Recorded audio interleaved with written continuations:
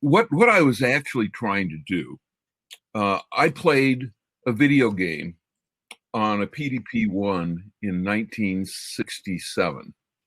You know, that's a long time ago.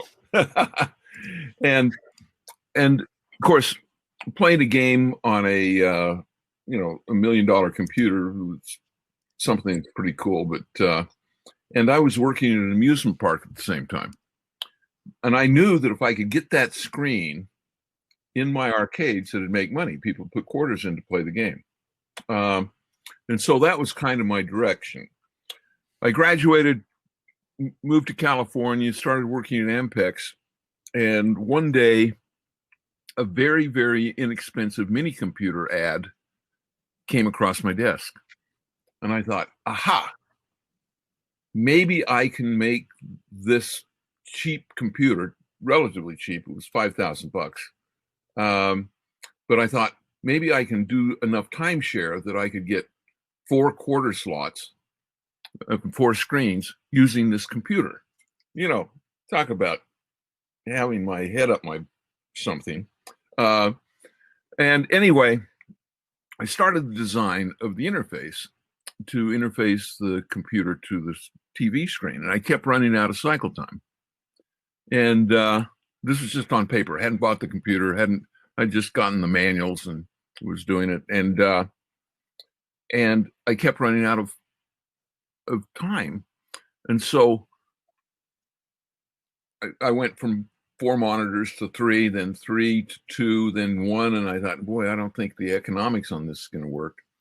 But each time, in order to free up computer time, I mean, you got to understand,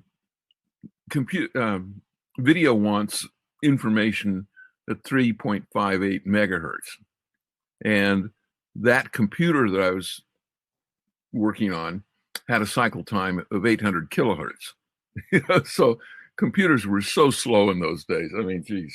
And anyway, I kept making these little circuits that would take part of the video image, and so just for the hard calculations, leave it to the computer.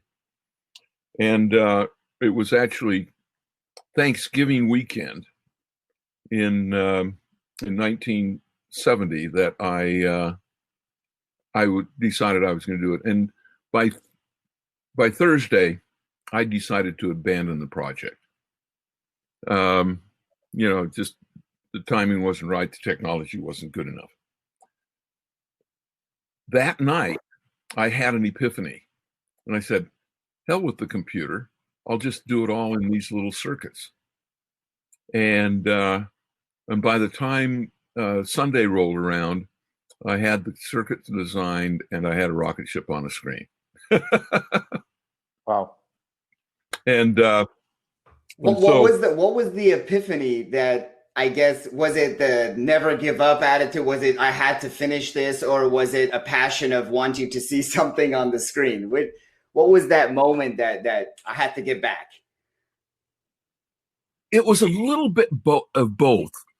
But I found that a lot of times when my mind works on a problem, going to sleep on it, and there's a lot of research that talks about the other mind, the parallel mind, that you can process, that in your foremind you can only process about 7 variables, but in your back mind you can sometimes, Einstein was supposed to be able to process 1,000. Maybe I'm up to 20. I don't know. but you can kind of solve problems more holistically when you're asleep sometimes. And I think that's what happened. Interesting. So it took that stepping back moment, I guess, to allow the mind to free up and use the back mind, like you're saying, to be able to participate in what was about to happen. Yeah. And the minute I said not to use the big computer, not to use the $5,000 mini computer, that was the free up. Interesting. So less was more. Less technology in essence. Exactly. Okay. And that's a good omen, and that's a good, note. and I can honestly say it continued, because the rocket ship flying saucer game that was computer space was probably 20 times more complex than Pong was. And yet people always think that Pong was the Genesis game, when in fact computer space was, but it wasn't nearly as successful as Pong, which was significantly simpler. So again, less is more.